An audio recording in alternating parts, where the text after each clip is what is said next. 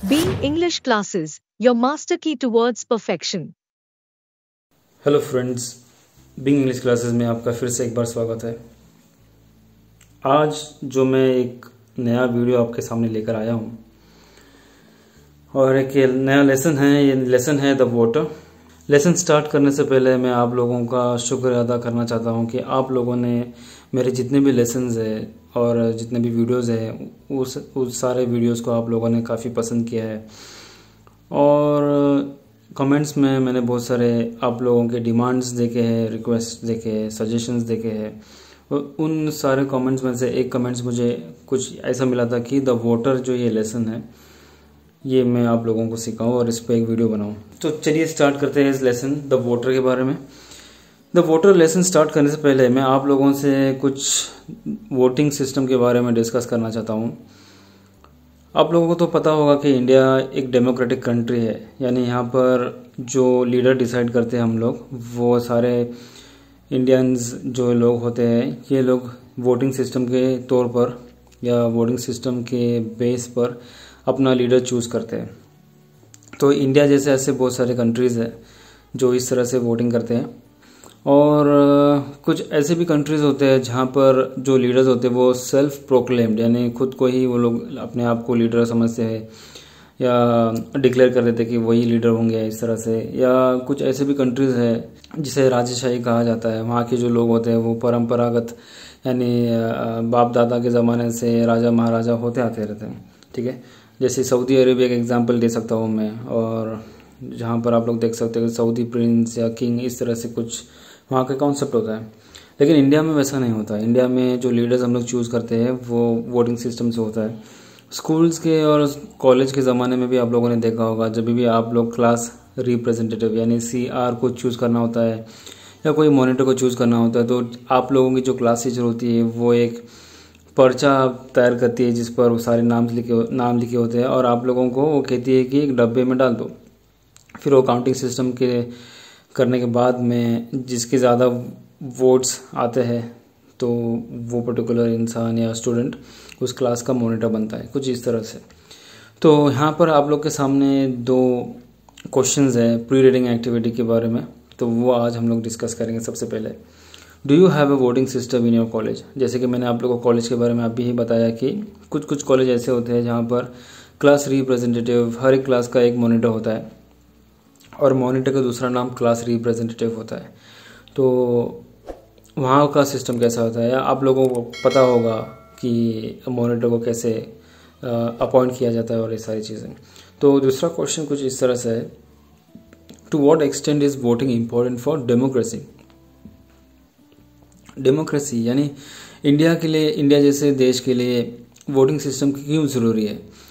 सबसे पहली बात अगर ये मैं कहूँ कि अगर वोटिंग सिस्टम ना होती तो आज लोग एक दूसरे को मार काट करते थे लीडर बनने के लिए। जो ज़्यादा जंगल कानून जैसा कुछ आप लोगों को दृश्य दिखाई देता होता एक्चुअली, अगर ऐसा होता तो मार काट, खून खराबा और गोलीबारी, ये सारी चीज़ें होती थी। लेकिन ऐसा नहीं होता क्योंकि डेमोक्रेसी है। जो हमारा कॉन्स्टिट्यूशन है, हमारा जो संविधान है, उसमें लिखा गया है कि लीडर कैसे चूज़ किया जाना चाहिए और ये सारी चीज़ें। ठीक है, तो वोटिंग क्यों इम्पोर्टेंट है। वोटिंग इसलिए इम्पोर्टेंट है क्योंकि हम उसके ज़रिए से एक सही लीडर चुन सकते हैं। तो आइए ये लेसन के बारे में मैं आपको बताऊं। ये लेसन जो आप देख सकते हैं यहाँ पर एक पिक्चर है और ये पिक्चर एक अफ्रीकन बॉय का आप देख सकते हो, है ना। और इसके जो ऑथर है वो है चिनुआ अचेबे। ये एक अफ्रीकन कंट्री का एक लेसन है, वहाँ की एक कहानी है।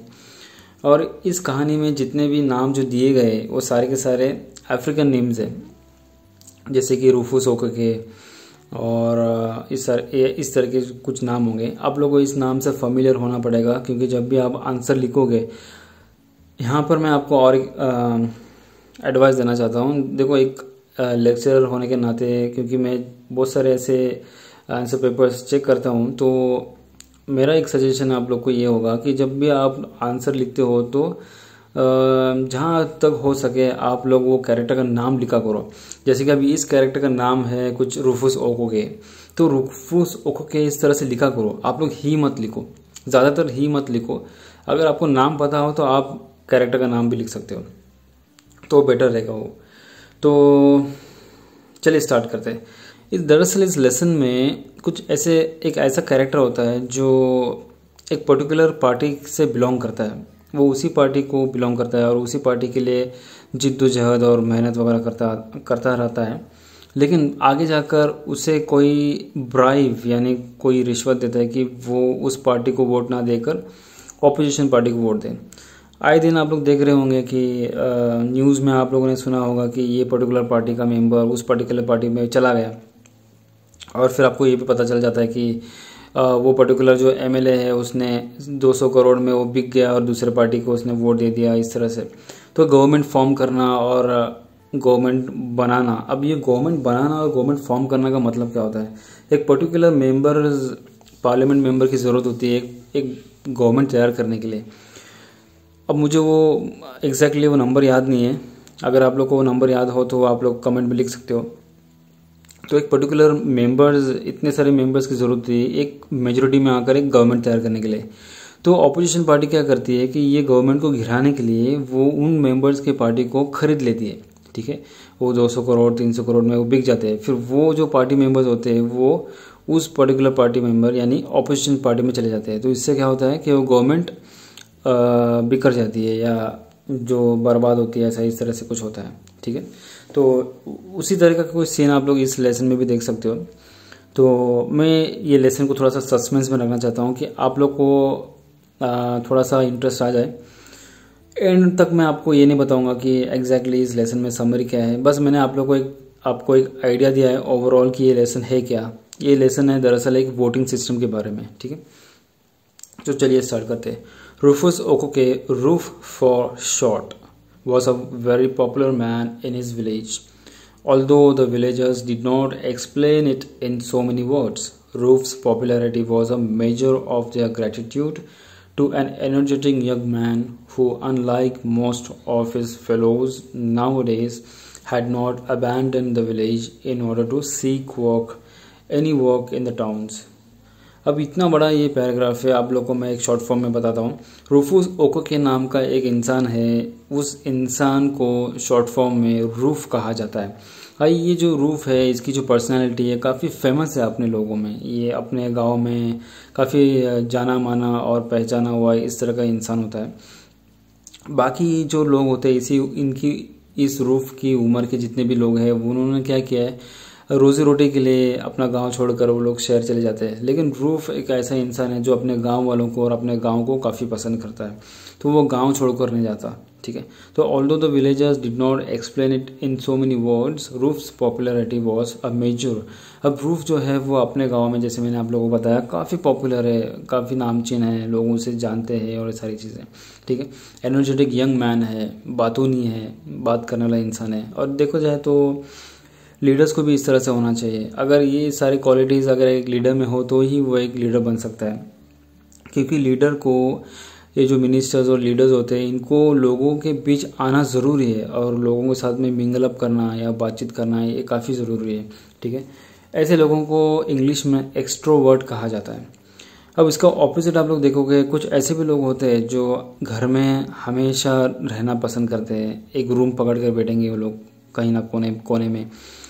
अपने भाई बहन में या अपने परिवार में ऐसे भी कुछ रिलेटिव्स आप लोग देखोगे जो ज़्यादा उनमें एक्टिव नहीं होते, वो ज़्यादा लोगों में ज़्यादा जाना पसंद नहीं करते और बस अपने आप में रहते हैं, अपनी दुनिया में रहते हैं। तो उन लोगों को कहा जाता है इंट्रोवर्ट। इस तरह के जो लोग होते हैं एक्चुअली वो लीडर्स नहीं बन सकते, क्योंकि वो लोगों के सामने आना कतराते हैं। लेकिन रूफुस ओकोके जो है वो एक ऐसा इंसान है जो लोगों में आना काफ़ी पसंद करता है, लोग भी उसे ज़्यादा पसंद करते हैं, ठीक है। और अबैंडन द विलेज, जैसे कि मैंने आप लोगों को बताया कि रूफ की उम्र के जितने भी लोग हैं वो सारे के सारे अपना गांव छोड़कर चले गए। अबैंडन का मतलब अपना गांव छोड़कर कहीं और जाना। अपने अपने गांव में भी आप देख सकते हैं, अगर कुछ लोग जो मेरा वीडियो देख रहे हैं अगर वो लोग गांव से ताल्लुक़ रखते हैं तो उनको पता होगा कि उनके जो दोस्त हो या कोई रिलेटिव्स हो वो अपना गांव छोड़कर वो लोग दूसरे शहर में चले जाते हैं रोजी रोटी के लिए, ठीक है। लेकिन रूफ इस तरह का इंसान नहीं था। And roof was not a village loud either, village loud का मतलब होता है जो बदमाश और आवारागर्दी वगैरह करते हैं ना, जो ऐसे लोग होते हैं जिनका कोई काम धंधा नहीं होता, सिर्फ वो सुबह उठकर नाश्ता करते हैं और एक चबूतरा होगा गांव का, कहीं जाकर सारे के सारे लोग जो बिना काम धंधे के जो लोग होते हैं वो वहाँ जाकर बैठ जाते हैं और उनका काम एक ही होता है कि वो सिर्फ इधर उधर की बातचीत करे और अपने खाने के वक्त पर वापस घर जाए, खाना खाए, आराम करे, वापस से उसी जगह पर आके बैठ जाए। तो ये जो आवारागर्दी वगैरह करना उसको बोलते हैं विलेज लाउड आइदर। तो इस तरह का रूफ उस तरह का इंसान नहीं था। Everyone knew how he had spent 2 years as a bicycle repairer's apprentice in Port Harcourt। सबको पता था कि पोर्ट हार्कोट एक जगह है अफ्रीका में, वहाँ पर वो जाकर 2 साल वहाँ पर वो काम सीखता है बाइसाइकिल रिपेयर करने का। अप्रेंटाइज का मतलब होता है ऐसा इंसान जो काम सीखने के लिए किसी के हाथ के नीचे काम करता है, उसको अप्रेंटाइज कहा जाता है। अब जब इंजीनियर वगैरह आप लोग बनोगे आगे जाके, कोई अगर साइंस फील्ड का कोई स्टूडेंट हो तो उसको पता होगा कि उसको 2 साल या 1 साल जो भी चीज़ें उसने सीखी है थियोरेटिकल अपने कॉलेज के ज़माने में, उसे अमल में लाने के लिए उसे 2 साल किसी के हाथ के नीचे काम करना होता है। ठीक है, उसे अप्रेंटिसशिप कहा जाता है। तो ये आप लोग को पता होगा शायद से। तो अभी जो रूफ था वो 2 साल पोर्ट हार्कोट में सिर्फ काम सीखने के लिए वो अपने गांव से बाहर जाता है। जब वो काम सीख लेता है तो वो वापस अपने गांव आ जाता है। ठीक है, वो चाहता तो वो वहीं रहकर बहुत सारे पैसे कमा सकता था, लेकिन उसने वो चूज़ नहीं किया। वो चाहता था कि वो अपने गांव पर आए और अपनी जो सर्विस है वो लोगों तक पहुंचाए। And had given up all his own free while will a bright future to return to his people. उसके भी बहुत सारे ख्वाहिशात थे जो उसने अपने ख्वाहिशात को दबा कर रखा और अपने लोगों के लिए, गांव वालों के लिए वो वापस से वहाँ पर अपने गांव लौट जाता है। And guide them in this difficult times. क्यों आया वो वापस, क्या ज़रूरत थी उसे वापस गांव आने की? क्योंकि वो 2 साल वहाँ पर पोर्ट हार्कोट में रहकर बहुत सारे अच्छे खासे पैसे कमा सकता था, लेकिन वो वापस क्यों आया? लोगों को गाइड करने के लिए, लोगों को सीधी राह दिखाने के लिए, लोगों को मदद करने के लिए, क्योंकि वो समझता था कि लोगों को उसकी मदद की ज़रूरत है। Not that Umuofia needed a lot of guidance. अब हमें पता चलता है कि रूफ जो गांव में रहता है उस गांव का नाम है उमोफिया। ऐसा नहीं था कि उमोफिया के जो लोग थे वो रूफ की ज़रूरत, काफ़ी ज़्यादा ज़रूरत थी या सख्त ज़रूरत थी, लेकिन एक हद तक हमें कहा जा सकता है कि रूफ की ज़रूरत थी लोगों को। The village already belonged en masses to the People's Alliance Party and its most illustrious सन।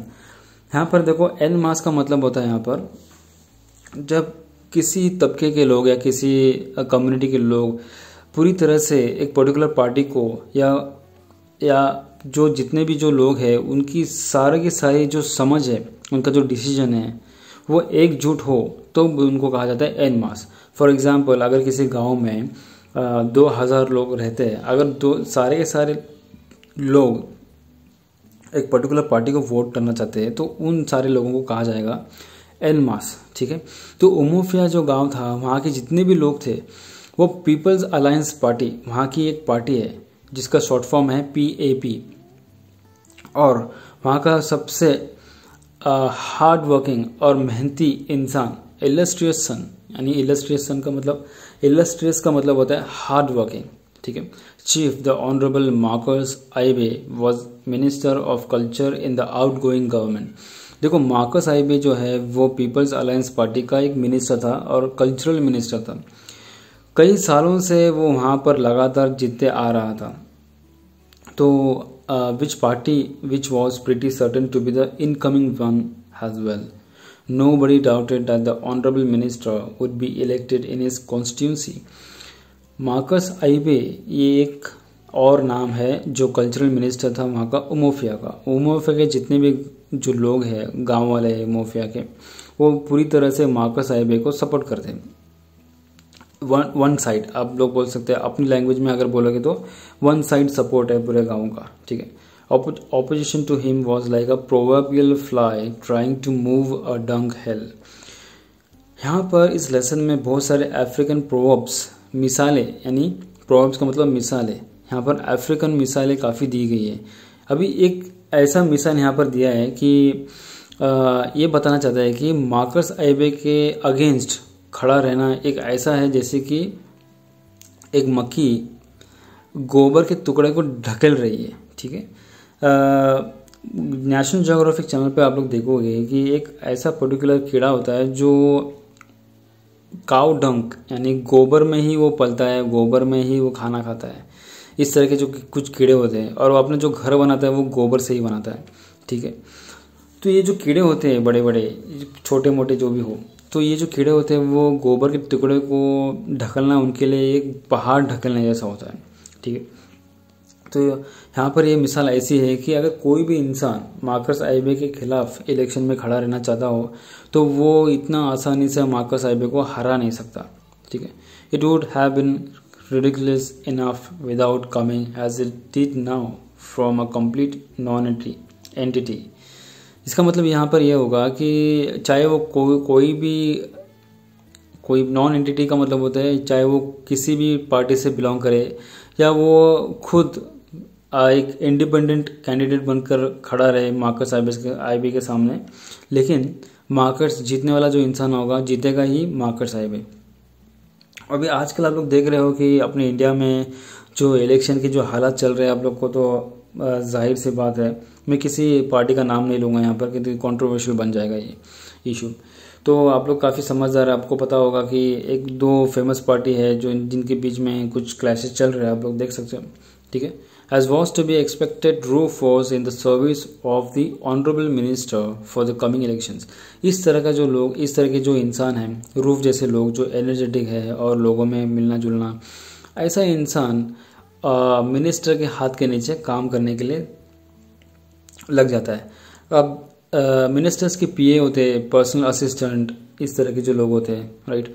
आप लोगों ने देखा होगा कि कोई भी मिनिस्टर हो उसके साथ साथ एक इंसान रहता है, घूमते फिरता रहेगा, जो एक बगल में एक बैग दबा कर चलता रहेगा और मिनिस्टर को याद दिलाता रहेगा कि वो क्या अभी उसे आगे क्या करना है और ये सारी चीज़ें। तो ये पर्सनल एडवाइज़र का काम होता है।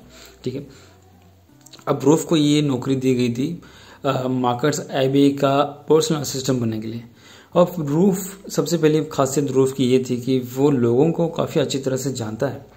उनकी जो समझ है लोगों को समझने की जो उसकी जो टैलेंट है, उस टैलेंट का इस्तेमाल मार्कस आइबे अभी कर रहा होता है।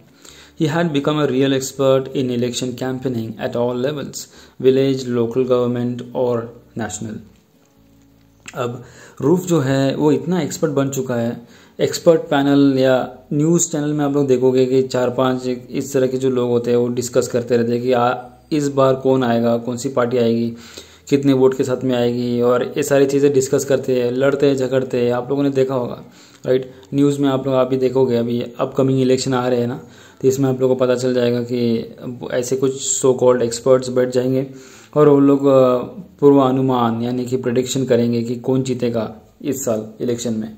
तो ना जो रूफुस ओकोके है, ये एक ऐसा इंसान है जो मार्कस आइबे का असिस्टेंट बनता है और जिसे विलेज लेवल की, लोकल गवर्नमेंट या नेशनल लेवल के जो इलेक्शंस है वो उसे अच्छी तरह से समझ में आते हैं। He could tell the mood and temper of the electorate at any given time. For instance, he had warned the minister months ago about the radical change that had come into thinking of Umuofia since the last national election। अब यहाँ पर रूफुस ओकोके ने, यहाँ पर एक example है, जैसे कि मैंने आप लोगों को बताया कि रूफुस जो है वो मिनिस्टर का असिस्टेंट बनता है। यहाँ पर वो लोग सोचने के पहले ही, यानी लोग हरकत करने के पहले ही रूफुस को समझ में आ जाती है बात कि ये इस बार जो इलेक्शन होने वाला है, इस इलेक्शन में वोट किसे पड़ेंगे या वोट किसे ज़्यादा जाएंगे। तो यहाँ पर रूफुस 1 महीने पहले ही मिनिस्टर को वार्निंग देता है कि अब की बार उमोफिया विलेज में ऐसा होने वाला है कि ये जो लोग हैं ये 2 तबके में बढ़ जाएंगे। तो आधे लोग तुम्हें वोट देंगे, आधे लोग आपके ऑपोजिशन पार्टी को वोट देंगे। तो ये वार्निंग रूफुस ने मिनिस्टर को पहले ही दे दी थी। ठीक है, The villagers had 5 years in which to see how quickly and plentifully politics brought wealth, chieftaincy titles, doctorate degrees, and other honors, some of which, like the last, had still to be explained satisfactorily to them। अब last वाला कौन सा है इसमें? Honours, इसके बारे में हम लोग बात करेंगे अभी। सबसे पहले हम लोग बात करते हैं ये इन 5 सालों में आप लोगों ने ऐसे भी किस इंडिया की हालत इस तरह से बेकार है कि मैं आपको क्या बताऊं कि मिनिस्टर्स के आप लोग बैकग्राउंड देखोगे तो हम इंडियंस को और इंडिया को अच्छे खासे पढ़े लिखे मिनिस्टर्स की काफ़ी ज़रूरत है।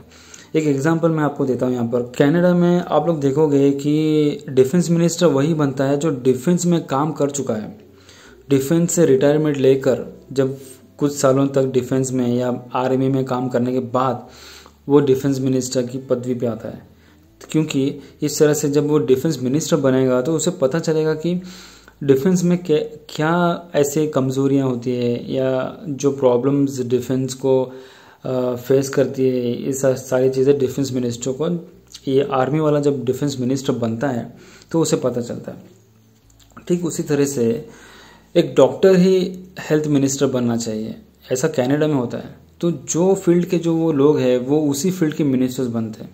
इससे क्या होता है कि ना कनाडा जैसा जो ये कंट्री है वहाँ पर आप लोग देखोगे कि कनाडा काफ़ी डेवलप्ड कंट्री है, लेकिन इंडिया में आप लोग ऐसा नहीं देखोगे। इंडिया में कोई भी कैसे भी मिनिस्टर बन जाता है, और यही में सबसे दुखद बात है इंडिया की, जो मिनिस्टर्स जो भी कुछ होता है इलेक्शन तौर पर, ये सारी चीज़ें मैं ज़्यादा नहीं बोलना चाहता, आप लोग काफ़ी समझदार हो ये सारी चीज़ें समझने के लिए। लेकिन यहाँ पर मैं अभी मार्कस आईबे के बारे में बताने वाला हूँ। मार्कस आईबे का जो बैकग्राउंड है मिनिस्टर बनने के पहले, मिनिस्टर बनने के ये जो 5 साल जो मिनिस्टर बना, वो 5 साल बनने के पहले उसकी हालत कैसी थी। देखो मिनिस्टर जब वो बनता है, कोई भी जब मिनिस्टर बनता है तो उसके बाद बहुत सारे पैसा आता है, ठीक है। वो पैसा अब जैसे कि ईडी वगैरह जो भाग रहे हैं मिनिस्टर्स के पीछे और काला धन वगैरह जो निकाल रहे हैं, राइट, ये मिनिस्टर्स बनने के बाद ही इतने सारे पैसे आते हैं। एक्चुअली देखा जाए तो मिनिस्टर्स को जो सैलरी मिलती है और वो सैलरी को अगर आप लोग कंपेयर करोगे या कैलकुलेट करोगे तो उससे कई ज़्यादा गुना, मैं बोलूँ तो 50-60 गुना प्रॉपर्टी और पैसा उनके पास होता है। तो ये पैसा आता कहाँ से, ठीक है, मिनिस्टर्स वालों के पास, तो ये अलग बात है। तो यहाँ पर हम लोग मार्कस आईबे के बारे में बात कर रहे हैं। तो मार्कस आईबे जब मिनिस्टर बनता है तो उसके पास बहुत सारे पैसा आता है, लेकिन मिनिस्टर बनने के पहले उसके पास पैसा नहीं था, वो एक नॉर्मल इंसान था, ठीक है। लेकिन मिनिस्टर बनने के बाद में उसके बाद बहुत सारा पैसा आता है। ये जो मिनिस्टर जो ये पावर है, उसके बाद मार्कस आईबे को बहुत पैसा मिलता है। और चिफ्टेंसी टाइटल्स का यहाँ पर मतलब ये होगा किसी पर्टिकुलर ऑर्गेनाइजेशन का हेड बनना या चीफ बनना। जैसे कि इंडिया में शुगर फैक्ट्री के जो डायरेक्टर्स होते हैं, डायरेक्टर और चेयरमैन, अक्सर आप लोगों ने देखा होगा कि वो सारे के सारे मिनिस्टर्स होते हैं, ठीक है। तो और डॉक्टरेट डिग्रीज, या देखो जब कोई मिनिस्टर बनता है तो उसके हाथ के नीचे वो पूरा का पूरा डिपार्टमेंट आ जाता है। तो वो जैसे चाहे वो वैसे उसको मैनिपुलेट कर सकते हैं, राइट। तो डॉक्टरेट डिग्रीज का मतलब बड़े बड़े जो डिग्रीज होते हैं, पीएचडी डिग्री आसानी से उनको मिल जाती है। वही अगर आम इंसान हो, अगर उसे ये डिग्री कमानी हो तो उसे कितना अपना दिमाग खपाना होता है और कितनी मेहनत करनी पड़ती है। लेकिन मिनिस्टर्स और जो बड़े बड़े पोजीशन पे रहते हैं, ब्यूरोक्रेट्स और मिनिस्टर्स, इनके लिए कोई डिग्री कमाना ये बाएं हाथ का कमाल है, ठीक है। और मार्कस आईबे ने भी ऐसे ही किया। मार्कस आईबे ने ये जब मिनिस्टर बनने के बाद में पैसा और अपना जो भी उसने अपना जोर आजमाया, अपने पोजीशन का गलत फ़ायदा उठाकर उसने ये सारी चीज़ें की। एंड दी अदर ऑनर्स, अभी अदर ऑनर्स का ये जो लास्ट में जो जिक्र किया है, अदर ऑनर्स का मतलब होता है जो अवार्ड्स वगैरह मिलते हैं ना। अफ्रीका में तो बहुत सारे अलग अलग टाइप के अवार्ड्स होंगे, मुझे पता भी नहीं, लेकिन इंडिया में जैसे कि पद्म भूषण, पद्म विभूषण और भारत रत्न, ये सारे अवार्ड्स आजकल आप लोग देखोगे ना तो खरीदे जा सकते हैं। और आईफा अवार्ड्स और ये जो फिल्म इंडस्ट्री में जो अवार्ड्स मिलते हैं, ये सारे के सारे अवार्ड्स आजकल आप लोग खरीद सकते हो। तो अभी मार्कस आईबे, इसको जो ऑनर्स मिलते हैं, ठीक है, वो जो अवार्ड्स वगैरह मिलते होंगे वो सारे के सारे अवार्ड्स वो खरीद लेता है, क्योंकि वो मिनिस्टर है, ठीक है, वो कुछ भी कर सकता है। For other honors, some of which, like the last, had still to be explained satisfactorily to them. For in their naivety, they still expected a doctor to be healed to heal the sick.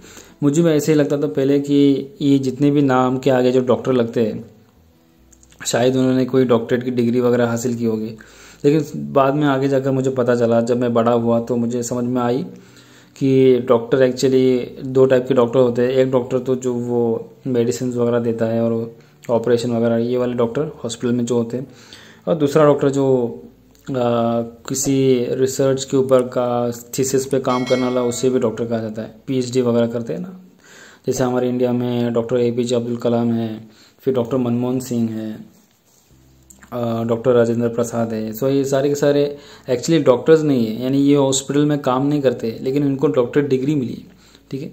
तो ऐसे ही जो गांव वाले थे ओमोफिया के, वो सारे के सारे ये समझते हैं कि मार्का साहिब अब डॉक्टर बन चुका है, तो शायद जब हम बीमार पड़ जाएंगे तो मार्का साहिब के पास जाएंगे और मार्का साहिब हमें कुछ ना कुछ तो दवाएं वगैरह देगा। ये नाइविटी, यानी ये उनकी एक मासूमियत बोल सकते हैं ओमोफिया विलेज की। Anyhow, these honors and benefits had come so readily मतलब इतना आसानी से सारी चीज़ें मिल गई, जैसे कि मैंने आप लोग को पहले ही बता चुका हूँ। मैं आगे इसमें डिटेल में बताना नहीं चाहता कि ये बहुत कंट्रोवर्शियल टॉपिक है, मिनिस्टर्स और ये सारी चीज़ों के बारे में, कॉन्स्टिट्यूशन के बारे में बात करना। मेरा फोकस सिर्फ इतना है कि आप लोगों को ये लेसन समझाऊँ, और इसलिए मैंने रियलिटी के साथ में, रियल सिचुएशन के साथ में इस लेसन को मैंने कनेक्ट किया है। आगे जाकर ऐसा ना हो कि कोई इशू खड़ा हो जाए और मेरे वीडियो पे कोई ऑब्जेक्शन आ जाए। तो मैं पहले ही आप लोगों को बोल रहा हूँ कि एज अ इंग्लिश टीचर मैंने रियल सिचुएशन को, हमारा काम एज अ इंग्लिश टीचर ये होता है कि रियल लाइफ सिचुएशन को लेसन के साथ में कनेक्ट करना, ठीक है। और जैसे anyhow these honours and benefits had come so readily to the man to whom they had given their votes free of charge 5 years ago, that they were now ready to try it a different way. ओमोफिया के जो गांव वाले जो लोग थे, उन लोगों ने मार्कर साहिब को बहुत बार जिताया है और बिना पैसे के। अब ये बात मैं आप लोग को और एक बताता हूँ कि इंडिया में कुछ ऐसे भी प्लेसेस है जहाँ पर आप लोग देखोगे कि वोट्स को खरीदा जा सकता है। वोट्स को दारू बांटकर, बहुत सारे इलेक्शन के एक दिन पहले आप लोग देखोगे, न्यूज़ में तो मैंने बहुत बार सुना है। आप लोग अगर पूछोगे कि आपको कैसे पता चला, तो न्यूज़ में मैंने देखा है कि इतने सारे टन दारू जब्त की गई, इतने सारे ट्रक दारू जब्त किए गए, इतने सारे पैसे जब्त किए गए और ये सारी चीज़ें। तो जो वो पर्टिकुलर एरिया के जो मिनिस्टर्स होते हैं, वो लोग क्या करते हैं, वो गाँव वालों को कुछ पैसे और दारू वगैरह देकर, मुर्गी शुर्गी ये सब देकर उनको खरीद लेते हैं और उनको दबाव डालते हैं कि जब दूसरे दिन जाओगे सुबह सुबह वोट देने के लिए तो उनको ही वोट देना। इस तरह से कुछ होता है, ठीक है। तो इसे कहते हैं वोट खरीदना, ज़बरदस्ती वोट खरीदना। इलेक्शन में जब आप लोग देखोगे ना, वो जो प्रचार करने के लिए जो लोग नारे वगैरह लगाते हैं, वो सारे के सारे 100-200 रुपये में आते हैं वहाँ पर। कोई ऐसा कोई क्योंकि मुझे पता है कि कोई ऐसा कोई सपोर्ट नहीं करता, किसी के पास इतना टाइम नहीं है आजकल कि कोई एक पर्टिकुलर इंसान को बिना फ़ायदे के सपोर्ट करे, ठीक है।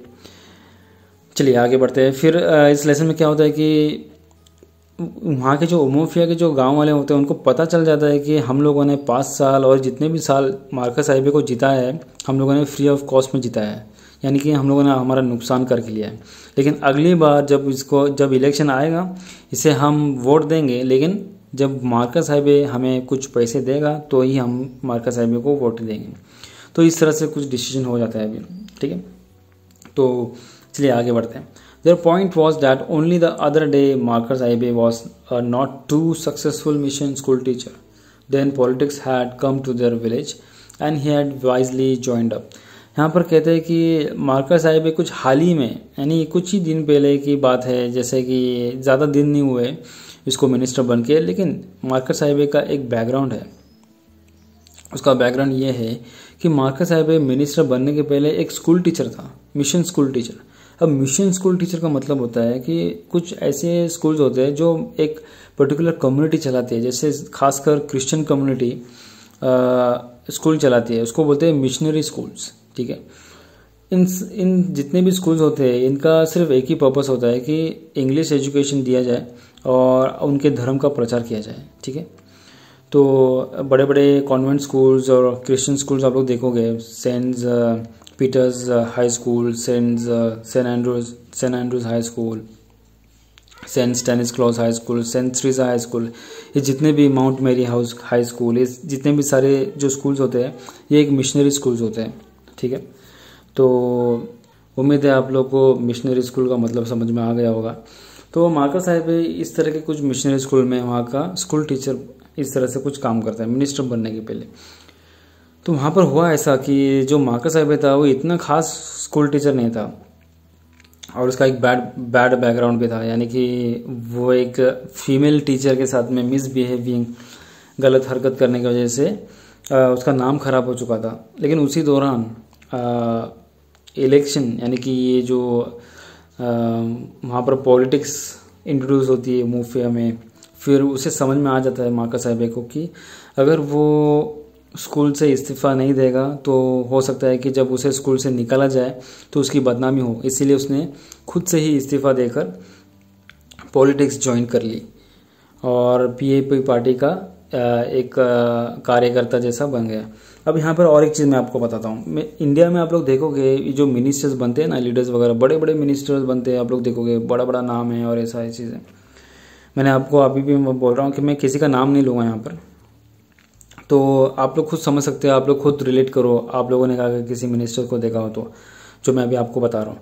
तो मिनिस्टर्स जो ये बड़े बड़े मिनिस्टर्स होते हैं ये एक्चुअली जब पॉलिटिक्स में आते हैं तो पॉलिटिक्स में सीधे मिनिस्टर नहीं बनाते। ये पहले ही दिन में या एक ही साल में मिनिस्टर या लीडर नहीं बनते। ये जब आते हैं पॉलिटिक्स में, किसी भी पार्टी को ज्वाइन करते हैं तो एक कार्यकर्ता के तौर पे ज्वाइन करते हैं, जैसे कि वहाँ का वार्ड अध्यक्ष हो गया या इस तरह से कुछ छोटे मोटे काम करते करते करते मिनिस्टर्स की चापलूसी वगैरह करते करते फिर बड़े मिनिस्टर्स बन जाते हैं। ठीक है, इस तरह से जो मार्कर साहिब है वो भी जब पॉलिटिक्स ज्वाइन करता है तो एक कार्यकर्ता के तौर पर ज्वाइन करता है, फिर आगे आगे वो प्रोग्रेस करने लगता है और फिर इतना बड़ा कल्चरल मिनिस्टर बन जाता है उमोफिया गाँव का। तो then politics had come to their village and he had wisely joined up, some said just in time to avoid imminent dismissal arising from a female teacher's complaint। एक फीमेल टीचर, जिसकी मैंने आप लोगों को बताया, फीमेल टीचर ने complaint कर दी marker Sahib के खिलाफ और मार्कर साहिब को ये डर था कि उसे स्कूल से निकाला जाएगा, तो उसने खुद ही इस्तीफा दे दिया। Today he was the chief, the honourable, he had 2 long cars and had just built himself the biggest house anyone had seen in these parts। अब मार्कर साहिब का ये एक ज़माना था जब वो स्कूल टीचर था और एक नॉर्मल इंसान था, लेकिन आज का ज़माना ऐसा है इस लेसन में कि मार्कर साहिब के पास 2 लंबे लंबे गाड़ियाँ हैं और एक बहुत बड़ा बंगलो है। इतना बड़ा बंगलो है कि वो इमोफिया विलेज में सबसे बड़ा बंगलो उसी का है। ठीक है, उससे बड़ा बंगलो किसी और का नहीं है। But let it be said that none of these successes had gone to Marcus's head as well they might। he remained devoted to his people। लेकिन इतना बड़ा इंसान होने के बावजूद उसकी जो सोच थी वो ये थी कि वो लोगों को कनेक्ट करके रहता था। उसे पता था कि लोग ही, ये जो लोग हैं मोफिया के, यही सबसे बड़ी ताकत है मार्कर साहिब की, क्योंकि ये लोगों के बलबूते पर ही इतना बड़ा मिनिस्टर बना है। जब लोगों ने उसे सपोर्ट किया और लोगों ने वोट दिया तभी तो इतना बड़ा मिनिस्टर बना वो, राइट। तो वो लोगों की जो ताकत है वो अच्छी तरह से जानता था। Whenever he could, he left the good things of the capital and returned to his village, which had neither running water nor electricity। जब कभार अभी good things of the capital, अब देखो मिनिस्टर्स, जब कोई बड़ा मिनिस्टर बनता है सेंट्रल गवर्नमेंट का जब कोई मिनिस्टर बनता है तो उसको रहने की सुविधा और उसका जो ऑफिस है वो कहाँ पर होगा? ऑब्वियसली वो हमारे जो कैपिटल सिटी है दिल्ली, वहाँ पर होगा, क्योंकि वहीं तो सारे ऑफिस होते हैं सेंट्रल के। तो अगर कोई समझो एक किसी भी साउथ स्टेट का मिनिस्टर जब सेंट्रल गवर्नमेंट में आ जाता है तो वो दिल्ली जाता है, वहाँ पर उसकी रहने की सुविधा वगैरह की जाती है, राइट, कैपिटल सिटी। तो यहाँ पर मार्कर साहिब जो है वो मोफिया एक देहात जैसा गांव है जहाँ पर कोई सुविधा नहीं है, ना इलेक्ट्रिसिटी की सुविधा है ना पानी की सुविधा है।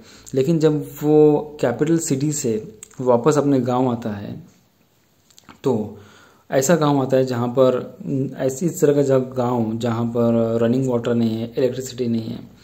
Although he had lately installed a private plant to supply electricity to his new house। अब देखो बहुत सारे मिनिस्टर्स के नाम कालाधन तो आपको सबको पता ही है कि क्या है एक्चुअली, राइट। हर एक के पास काला धन है।